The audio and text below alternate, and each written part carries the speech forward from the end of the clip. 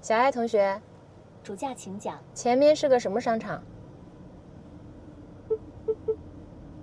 前面是凯德莫望京店，位于左前方154米处，坐落在广顺北大街33号，它是购物者的天堂。嗨，朋友们，我是月，今天带大家去试驾一下小米玉7。那现在在我身后啊，一排的保时绿，有没有你那一款？我的车呢是这一台5号车，咱们直接上车聊，带您沉浸式上个车啊。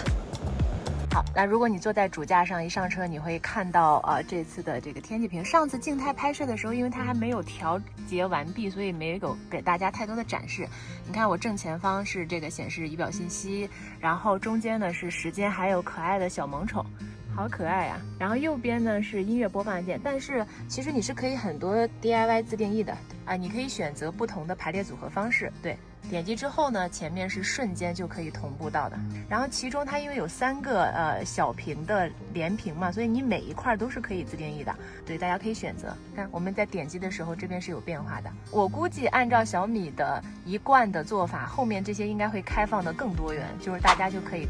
更多的 DIY 自己的这个天气屏的展示样态。好，那我就要一个可爱的卡皮巴拉，心态要稳啊，朋友们，咱们准备出发。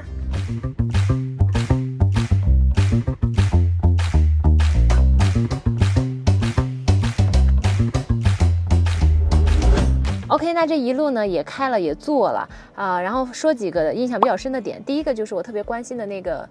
天气屏，它是否会受室外光线影响？现在答案是完全不会，就是非常之清晰。现在是下午的1点20，然后包括刚才12点的时候，就大太阳，外面光线特别强，都是能看得清的。在我开启支架的时候，我的天气屏也是可以显示还原世界，同时呢，我的导航也是可以在前面显示的。所以再配合现在这个比较大的中控屏，那我基本上我的信息都是能盖得到的。切换不同模式的时候，我的天气屏的 UI 也会跟着变化。然后还有一个特别能有情绪价值的，就是那个小萌宠，它在我进行过弯的时候会有表情，就它扒住那个方向盘一样的，就扒住座椅一样的，真的很 Q 萌。就是小米雷总这个对这个情绪价值的拿捏简直到位。然后第二个点印象比较深刻的就是我在前排去开的时候，所有皮肤去触碰的地方都很舒服。另外呢，前排是支持像座椅通风、座椅加热、座椅按摩都是有的，所以我如果长时间的去开的话，可以有效的缓解我的疲劳性。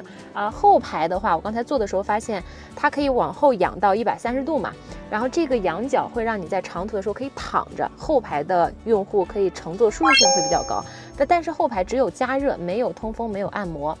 OK， 然后另外还有一个印象特别深，一定要跟大家讲的就是它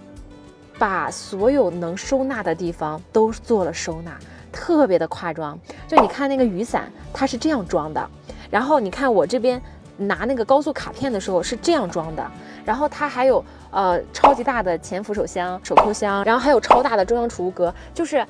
你基本上可以发现能做储物的地方它全都做了。然后在我使用的时候发现是真的很方便，你想放个啥你都能找着地儿。第二个就是它有非常多的磁吸口，你能想象我这个中控屏后面它有一盒餐巾纸吗？我把这个纸巾可以从前面这样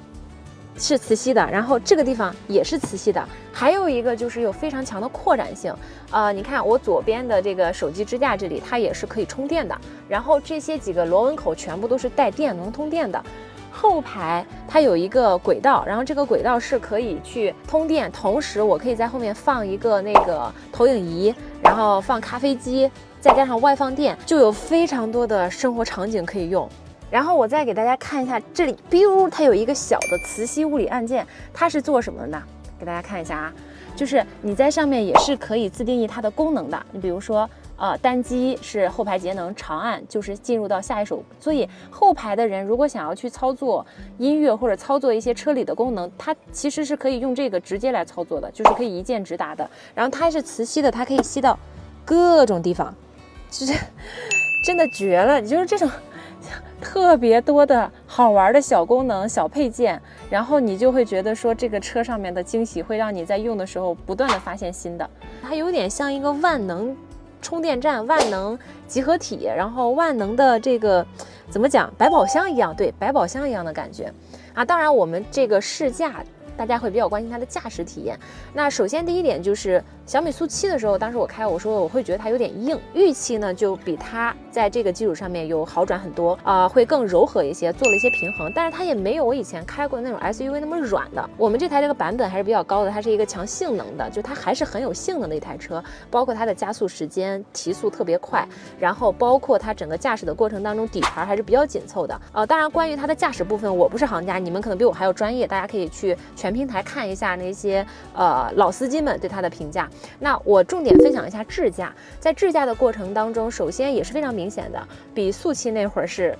进步了老多了。一个是灵敏度，就是它启停的时候跟车的时候的启停，然后包括变道的决策都是非常快速的。然后第二个就是我在高速上行驶的过程当中是非常放心的把决策交给它的，什么时候该变道，什么时候该配合限速来调节速度，它的灵敏性非常非常的高。那在城市道路中我们刚才也用了，那上匝道然后变道这些都非常好，但是因为今天的条件有限，我没有体验那个人车混流的状态下的智驾水平，所以后面有机会的话再去城市里面咱跑跑早高峰，跑跑晚高峰，再给大家带来更多的分享，好吧？然后除了以上这些呢，我听说他们还有一个帐篷区域，那个区域里面有非常多的生活场景的展示，我们去看看，走。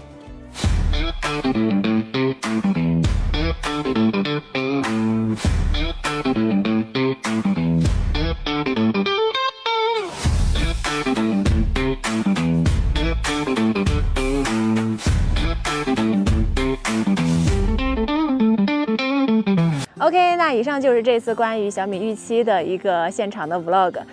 我不知道大家对于这台车感觉怎么样？它会不会是你的第一台 SUV？ 那我自己的感受是什么？尤其是我刚才在这几个帐篷区体验的时候，